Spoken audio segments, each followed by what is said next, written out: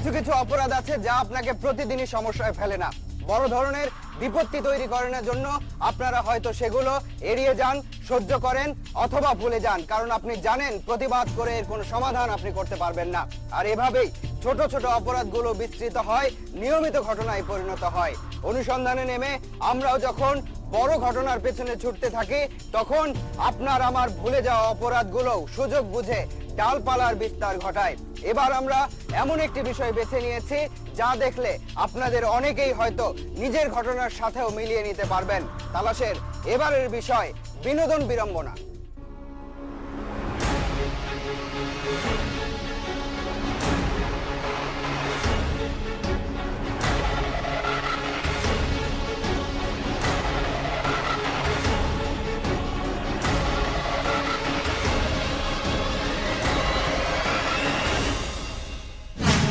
এই রাজধানীতে মানুষ কেবল ছুটছে, কেউ সোজা পথে, কেউ বা আঁকা বাঁকা পথে। একটা দিন অথবা একটা বেলার জন্য একটু থামুন, হয় বিশ্রাম নিন, নয়তো ঘুরে আসুন রাজধানীর বিনোদন কেন্দ্রগুলো থেকে। চলুন আপনাদের আরেকবার রাজধানীর প্রচলিত বিনোদন কেন্দ্রগুলোর সাথে পরিচিত করানো যাক। এই কংক্রিটের জঞ্জালের শহরে নির্মল বিনোদনের জায়গা খুব বেশি নেই। সেই কম জায়গার মধ্যে ঢাকা চিড়িয়াখানা অন্যতম। মাজেদুল মেয়ে হাফসা মনিকে নিয়ে বেড়াতে এসেছেন চিড়িয়াখানায়। সন্তানকে চিড়িয়াখানার প্রাণী চেনাচ্ছেন। দেখে অনেক ভালো লাগতেছে, দেখলাম সবকিছু পাখি প্রাণী সবকিছু ইয়ে করতেছে, দেখলাম ভালো লাগলো। এখন পাশেই জাতীয় উদ্ভিদ উদ্যান, বোটানিক্যাল গার্ডেন নামে বেশি পরিচিত।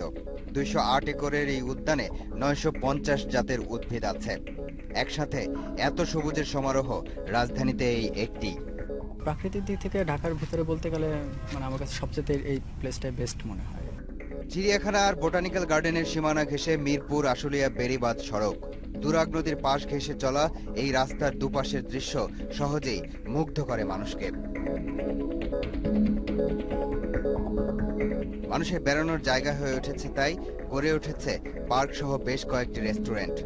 রেস্টুরেন্টগুলো তৈরি করা হয়েছে আকর্ষণীয়ভাবেই। কিন্তু একটু হাঁপ ছেড়ে বাঁচার জন্য এসব জায়গায় যারা বেড়াতে আসেন তাদের আবার ভিন্ন অভিজ্ঞতাও হয়। একটা চিপস হয়তো দিছে আর একটা পানি দিছে, দিয়ে বলছে যে 1000 টাকা, এবং টাকা না দিলে বিভিন্নভাবে প্রেশার ক্রিয়েট করতেছে। এবং আমি যতটুকু জানি এখানে ভিতর দিকে নাকি ছোট ছোট ঘরও আছে, সেখানে দেখা যায় যে একরকম ফাঁদ আর কি এগুলো। তো অল্প বয়সী বাচ্চা বা ছেলেমেয়েরা এটা না বুঝে দেখা যায় যে অল্প টাকার বিনিময়ে সেখানে যাচ্ছে, তো তাদেরকে একটা অপ্রীতিকর অবস্থায় তাদেরকে ওখানে ধরতেছে বা মোবাইলে ভিডিও করতেছে, এর বিনিময়ে তাদের গার্জেনের কাছে টাকা নিতেছে। ভূমিকায় ভুল বুঝবেন না, অন্তত এটুকু নিশ্চিত থাকতে পারেন যে কোনো বিনোদনমূলক অনুষ্ঠান দেখতে বসেননি আপনারা। এসব বিনোদন কেন্দ্রগুলোতে গেলে এমন এমন অভিজ্ঞতা হয় মানুষের যে অনেকেই আর ও পথে পা বাড়াতেই চান না। অনুষ্ঠানের শুরুতে আপনারা যেসব জায়গার ছবি দেখেছেন সেসব জায়গার ভিন্ন কিছু বৈশিষ্ট্য আছে। এখানকার সবগুলো রেস্টুরেন্টেই পানির উপর পাটাতন দিয়ে আলাদা আলাদা ঘরের মতো কেবিন আছে। একটু লক্ষ্য করলে দেখা যায় সবগুলো কেবিনের ঘেরাওয়ের উচ্চতা আবার একরকম নয়। কোনো কোনো কেবিনের চারপাশের ঘেরাও এতটাই উঁচু যে কেউ ভেতরে আছে কিনা বাইরে থেকে দেখে বোঝার উপায় নেই। এমন কেন? বৃষ্টি আসে, মনে হয় যে রৌদ্র তাপটা মনে যে বসতে পারে না, মনে করেন আপনিও যায় বসতে পারবেন না।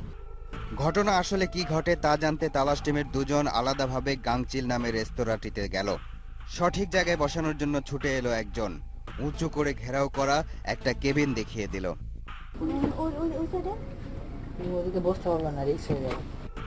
রিস্ক মানে ঝুঁকিটা আসলে কি, আর ওদিকে নিরাপত্তায় বা কিসের জন্য? কিছুক্ষণের মধ্যে কোনো কথা ছাড়াই এক বোতল পানি আর দুটি পানিও চলে এলো। কিছুক্ষণ পর বেরিয়ে আসতে চাইলো তারা। রেস্তোরাঁর লোকটি এবার দুটি চিকেন ফ্রাই প্যাকেট করে দিয়ে বলে বিল 510 টাকা। বেড়িবাঁধ সড়কের বটতলা, নদীতে বেড়ানোর নৌকা পাওয়া যায় এখানে। নৌকাগুলোর চেহারা বদলে গেছে ইদানিং। কিছুদিন আগেও এখানকার নৌকাগুলোতে ছাউনি ছিল। নৌকার মাঝিরা যুগলদের নির্জনতার নিশ্চয়তা দিত, তারপর পকেট খালি করে নিত তাদের। মাঝিদের দাবি মেটাতে না পারলে নাকি বেড়াতে যাওয়া মানুষজনের সাথে থাকা জিনিসপত্র রেখে দিত মাঝিরা। এখনকার অবস্থা জানতে তালাশ টিমের কয়েকজন একটা নৌকা ভাড়া করলো। দৃশ্য মনোমুগ্ধকর। নৌকার ছই না থাকায় অনৈতিক সুযোগ সুবিধা দিয়ে অতিরিক্ত উপার্জনের উপায় কিছুটা কমেছে, কিন্তু অস্বাভাবিক টাকা চাওয়ার স্বভাব বদলায়নি। নৌকা এগিয়ে চলেছে, কাশবনের দিকে যেতে চাইলে রাজি হলো না মাঝি। কিন্তু কেন? তারপর থেকে বন্ধ। তারপর থেকে বন্ধ, ওদিন থেকেই তো বন্ধ। কিছু মানুষ তাহলে ভিন্ন সুবিধাও খুঁজতে যায় এইসব জায়গায়। সেই ভিন্ন সুবিধা যারা দেয় এবং যারা নেয়, দুপক্ষই যদি লাভবান হয় তাহলে সেটা অন্যায় বা অপরাধ কিনা ভেবে দেখা যেতে পারে। কিন্তু যারা নিছকই বিনোদনের জন্য যায় তাদের কাছে এসব ঘটনা চরম বিড়ম্বনার। চিড়িয়াখানার গেটের কাছে কাকাতুয়া রেস্তোরাঁ। ভেতরে এক দম্পতিকে দোকানদারের সাথে উচ্চবাচ্য করতে দেখা যাচ্ছে। আসল ঘটনা হলো, তারা যে পানীয় চায়নি সেই পানীয়ের মুখ খুলে দেয় তাদের সামনে। তারপর তার মূল্য চাওয়া হয়েছে 600 টাকা। শেষ পর্যন্ত পুরো টাকায় দিয়ে আসতে হলো তাদের। এবার শতমূল ক্যান্টিনের সামনে এই দুজনেরও একই ঘটনা। অর্ডার না করেও তারা দুটি খোলা পানীয়ের বোতল পায় এবং সেগুলোর মূল্য 800 টাকা দাবি করা হয়।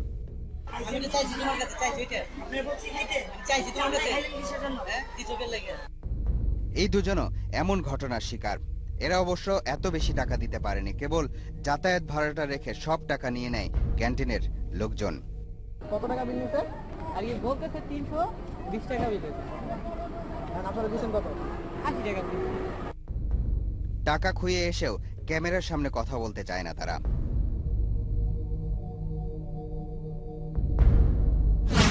আপনি নিজেও প্রতিবাদ করে পেরে উঠবেন না, আবার পুলিশের কাছেও গেলেন না।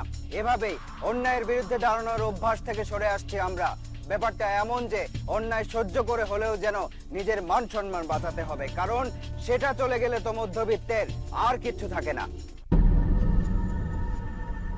তালাশ টিমের দুজন চিড়িয়াখানার গেটের সামনে যেতেই রেস্তোরাঁর লোকজনের ডাকাডাকি।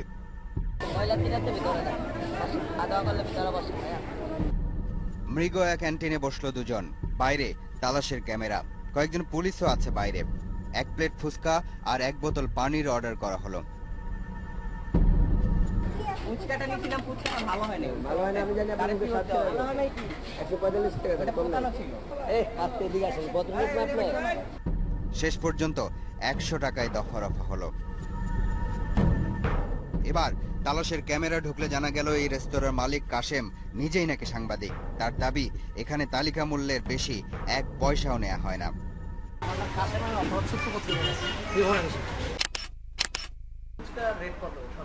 সরকারি রেট হচ্ছে 40 টাকা। আপনারা কত নেন? আমরাও 40 টাকা। আপনারা নাকি এক প্লেট ফুচকা 70 টাকা রাখছেন।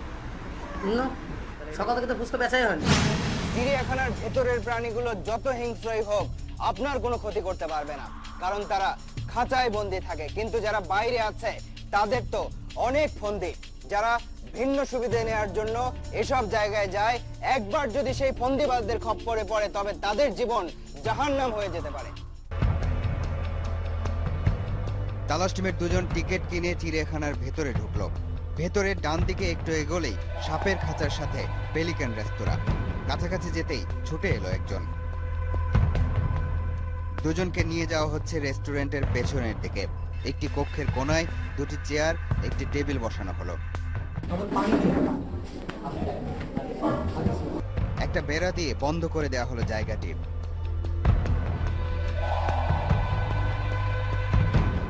কিছুক্ষণ পর একটা পানির বোতল, একটা জুস আর একটা কোক নিয়ে এলো, কিন্তু চাওয়া তো হয়েছে শুধুই পানি। এটা তো লাগবে না। লাগবে না তো মামা।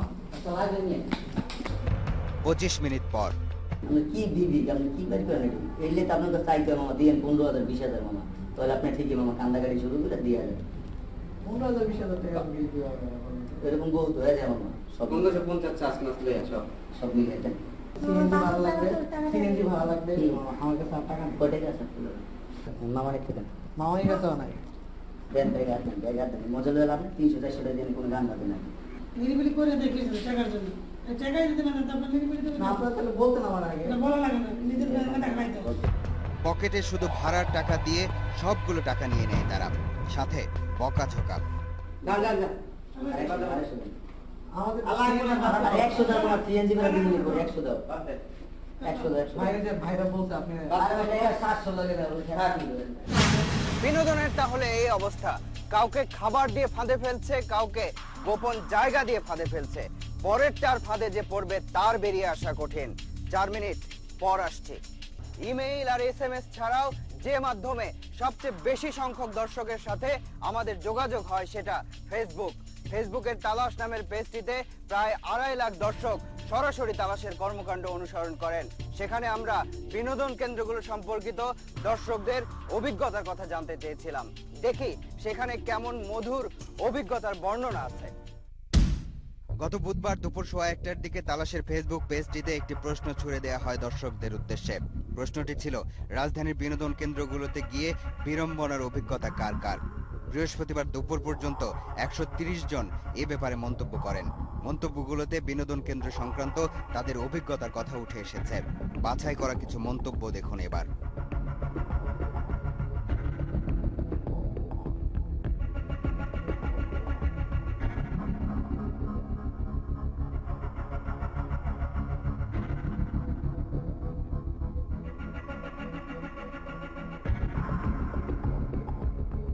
সব অভিজ্ঞতার কথা লিখে শেষ করা যাবে না, কিন্তু ভালো কোনো অভিজ্ঞতার কথা কেউ লেখেনি।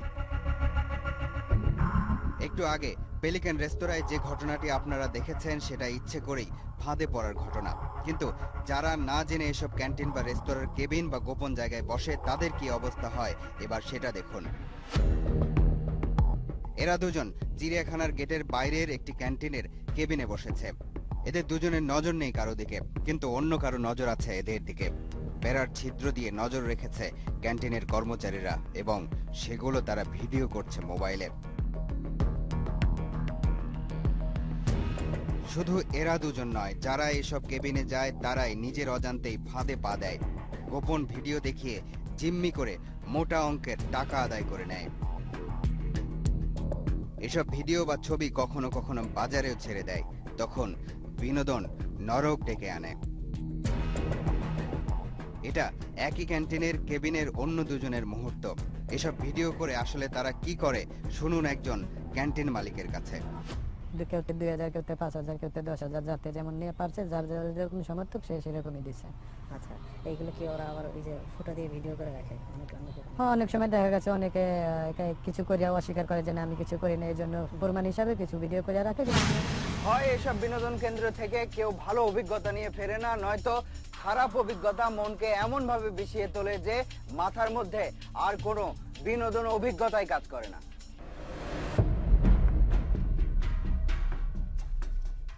চিড়িয়াখানার গেটের বাইরে শতমূল, কৃষ্ণচূড়া, কাকাতুয়া, দোয়েল, মৃগয়া এবং চিড়িয়াখানার ভেতরে ময়ূরী, গাংচিল, পেলিকান, ঈগল নামের রেস্তোরাঁ আছে। এসব রেস্তোরাঁ চিড়িয়াখানা কর্তৃপক্ষ বার্ষিক দরপত্রের মাধ্যমে ইজারা দেয়। ইজারাদাররা এক একটি ক্যান্টিন প্রত্যাশিত মূল্যের 10 থেকে 15 গুণ বেশি দাম হাঁকিয়ে নিজেদের দখলে নিয়ে নেয়। সেই ইজারাদার আবার সেগুলো আরো বেশি দামে ভাড়া দিয়ে দেয়। যেমন শতমূল, কাকাতুয়া, দোয়েলের মালিক শাহ আলী, কিন্তু চালায় অন্য মালিক। মৃগয়ার মালিক টিয়ার কাছ থেকে ভাড়া নিয়ে চালায় কাশেম, যাকে আপনারা বিরতির আগে দেখেছিলেন। পেলিকান রেস্তোরাঁর মালিক আমিন এন্টারপ্রাইজ, কিন্তু চালায় রাজু। এত টাকা দিয়ে কেন ইজারা নেয়, কারা নেয়? পরিচয় প্রকাশ না করার শর্তে টেলিফোনে চিড়িয়াখানার একজন ঊর্ধ্বতন কর্মকর্তা জানালেন এই মানুষ ঠকানোর ব্যবসার ভেতরের ঘটনা। এই দোকানগুলো যখন ইজারা নেয় এরা, তারা এক একজন মূল্য হাঁকায় 10 লাখ, 12 লাখ, ক্ষেত্রে বেশি 15-20 লাখ ছাড়িয়ে যায়। এই যে এত টাকা যখন গভর্নমেন্টকে দিতে চায়, আসলে তো ওইটার মূল্য তো হওয়ার কোনো সুযোগ নেই। তাহলে ওই টাকাটা তারা কোথা থেকে আয় করবে? তার মানে ওদের উদ্দেশ্যই থাকে একটা নেগেটিভ কোনো কিছু, যে নেগেটিভের ভিত্তিতে তারা এই ধরনের ব্ল্যাকমেইল বলেন বা অন্য কোনো নেগেটিভ ভাবে ওই টাকাটা তারা উপার্জন করতে পারে। আপনি যার কোটি টাকা আছে সে সেখানে বাদাম বিক্রি করবে। এই টাকা তোলার জন্য তারা মানুষকে শুধু জিম্মেই করে না, যারা টাকা দিতে না পারে তাদের সাথে থাকা জিনিসপত্রও নিয়ে নেয়। একটা রেস্তোরাঁর একজন কর্মচারীকে পুরো প্রক্রিয়া জানাতে রাজি করাতে পারলাম আমরা।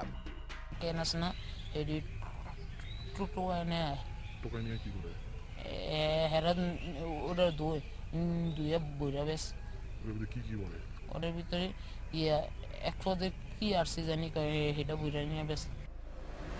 প্রতিটি দোকানেই 8 থেকে 10 জন কর্মচারী থাকে। তাদের কাজ লোকজন ডেকে বসানো। তাদের বেতন নির্ধারণ করা হয় শতকরা 10 টাকা কমিশনে। অর্থাৎ ক্রেতাদের কাছ থেকে যত বেশি টাকা নিতে পারবে তত তাদের লাভ। সেজন্য টাকা পয়সা ছিনিয়ে নিতেও তারা দ্বিধা করে না। টাকা না থাকলে দেখা গেছে যে হয়তো অনেক সময় সেলফোন দিয়ে দেয়, এরকম বা বিকাশ আনিয়ে দেয়, এরকম হয়। ক্লান্তি দূর করতে বা মানসিক প্রশান্তির জন্য বিনোদন কেন্দ্রগুলোতে যেতেও যদি এত বেশি ভাবতে হয়, এত বেশি সতর্ক থাকতে হয়, তাহলে মানুষের হাঁপ ছেড়ে বাঁচার জায়গা কোথায়? নির্মল বিনোদন স্বাধীনতাটুকু কি থাকতে নেই মানুষের? মিরপুর বেরিবাঁধ সড়কের দুই পাশে যেসব রেস্তোরাঁ আছে সেসবের কেবিনগুলোতে কি হয় তা আপনারা আগেই দেখেছেন। এই রেস্তোরাঁরও কয়েকটি কেবিনের বেড়া উঁচু। ম্যানেজারের কাছে জানতে চাই উঁচু বেড়ার বিশেষত্ব। যারা মানে উঁচু করে তাদের কাস্টমার বেশি আর কি। কারণ কি? এটি কারণ তা সবাই এটা বুঝে। যারা এসব কেবিনে বসে তাদের উদ্দেশ্যও হয়তো ভালো নয়, কিন্তু তারা এটা জানে না যে তাদের ভিন্ন উদ্দেশ্যকে রেস্তোরাঁর লোকজন ফাঁদ হিসেবে কাজে লাগায়। কেউ পকেট খালি করে টাকা দিয়ে যায়, কেউ মোবাইল বা অন্যান্য সরঞ্জাম দিয়ে পার পায়, কেউ কেউ পুলিশের কাছেও যায়। কিন্তু কি হয়?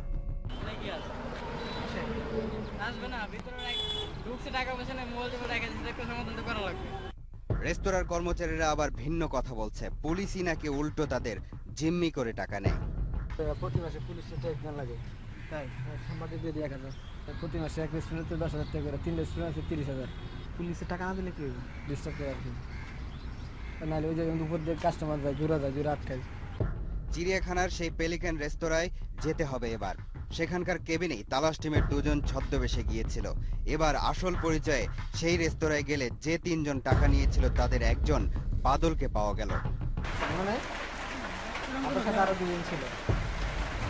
কথা শুনে মনে হচ্ছে কিছুই জানে না। ওই গোপন জায়গার দিকে যেতেই আরেকজনের সাথে দেখা।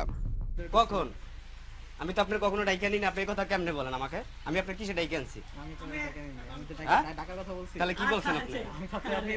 আপনি এইভাবে কথা বলতেছেন কেন আমার সাথে?